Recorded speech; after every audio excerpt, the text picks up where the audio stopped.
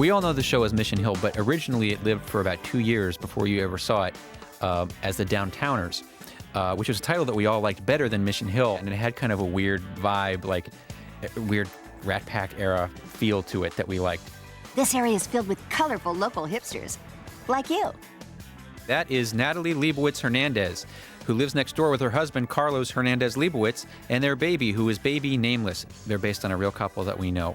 And the baby is my baby. I don't care if that is a song from our genocidal westward expansion. It rocks!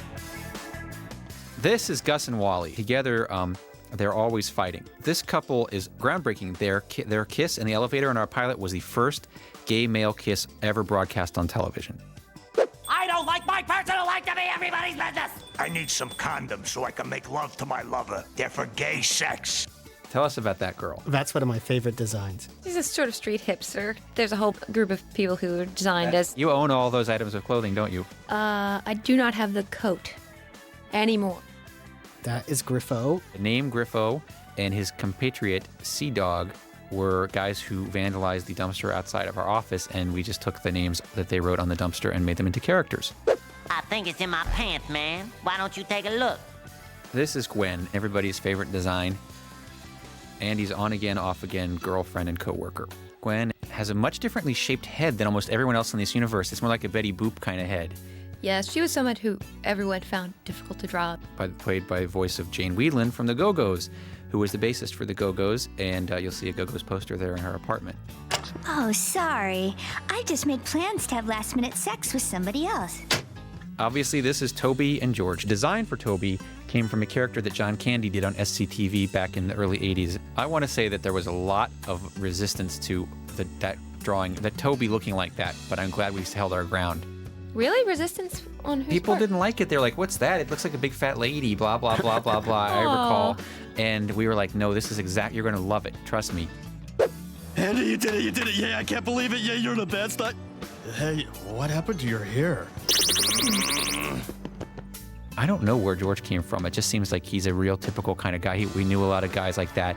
He seems like the kind of guy you'd be hanging out with. We don't need liquor to have fun. Not when we have the Babylon 5 collectible card game.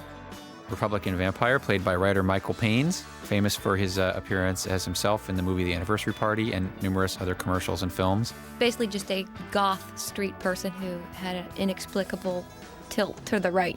My friends call me the Republican vampire. Are you GOP, Andy? An old man who lives in the neighborhood, often seen out clogging the sidewalk. His partner, the old woman who lives in the neighborhood.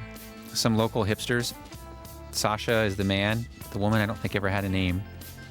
But that's Leisha Kushel's voice. They also, the design of the way they smoke was very specific, the hipster way to hold a cigarette. They're usually used in shows where you need people to follow a current fad sweeping the street, and they're the first ones to sort of go along with it. This was Eunice Uhlmeyer, who was a special character in an episode that was primarily about her. She was one of the characters who actually just pretty much started as a design, a random high school student design. Her voice was done by Jennifer Jason Leigh. She was a very weird girl who lived with her parents and was just totally out of touch because her parents were so old and she was so weird and bookish. Greetings, water balloon. Sure. How's it going? Move along, water balloon. Your molecules are in my light.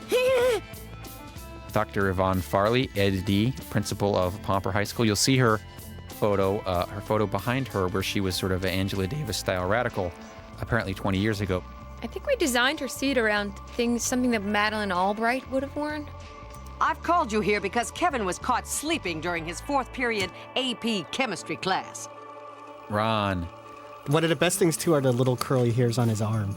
Yeah, Ron has a pager. Back when people used to wear pagers all the time, he's got great little shoes. Those shoes are so good.